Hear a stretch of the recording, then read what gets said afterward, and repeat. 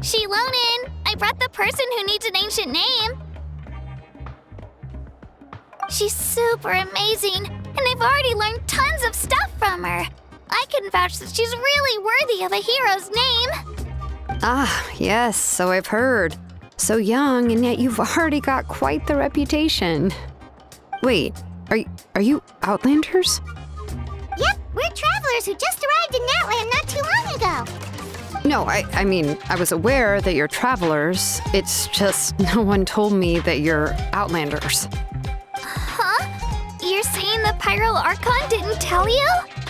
No, the only thing she said is that a new hero had pledged herself to the plan, but we need to forge an ancient name to ensure she'd be able to return safe and sound. And she did mention that it would be quite difficult to forge an ancient name for them, but at the time, I thought she was just commenting on my skills. But I seem to understand where the true difficulty lies now. Are you upset? No, I wouldn't go that far. I'm used to it, really. I just need a moment to process things. The Pyro Archon's requests are always difficult to fulfill, and we used to argue a lot. Honestly, it's probably for the better that she didn't bring this up at the time.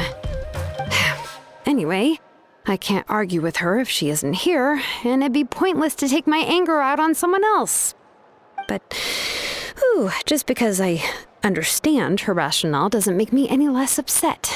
After all, she must have known that forging an ancient name for an Outlander is an impossible task. It's impossible? As you probably know, an ancient name is a symbol of a hero's spirit and glory, which grows even richer and heavier as generations of successors inherit it. We forge ancient names by engraving the heroic deeds of an individual who will become the first hero of that particular name.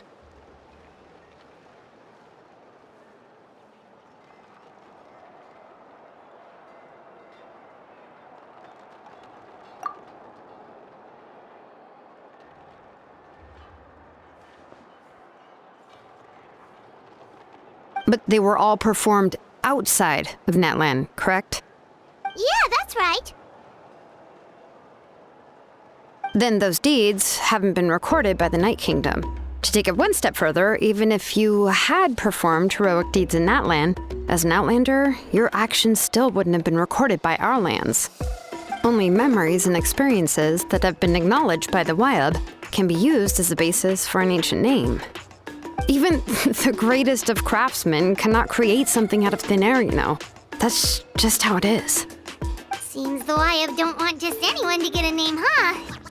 Mawika, of all people, should know better than anyone, yet she's still entrusted the task of forging the ancient name to me. Oh, Paimon gets it. Nobody's happy being asked to do the impossible. Why do I feel like this has happened before? I think last time, Shilonin just ended up running dozens of laps around the hills nearby. Ugh, don't remind me. Let's just focus on how we can pull this off. How to achieve the impossible. You mean you're already willing to accept the task?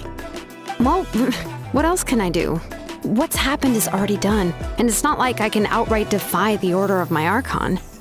If she gave me this order, then she believes the ancient name is an indispensable part of her plan, and that I'll be able to find a way to make it happen.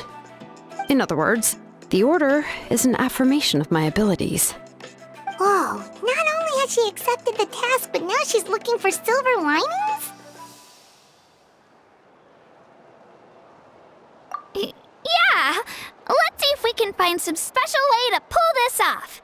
If we really can't make it work, I'm sure we can still go back and talk to the Pyro Archon, right? The key is getting the Wyab to somehow acknowledge the traveler's existence and record her heroic deeds. We heard the voice of a Wyab when we were in the Night Kingdom before. We even had a whole conversation with her. If we can talk to her again, maybe we can figure something out together. Well, every tribe has their own Wyab. How do we know if the one you met is indeed the best one for us to talk to? Plus, considering the unprecedented nature of this situation, I have a feeling that the acknowledgement of one Wayab alone would probably not be enough.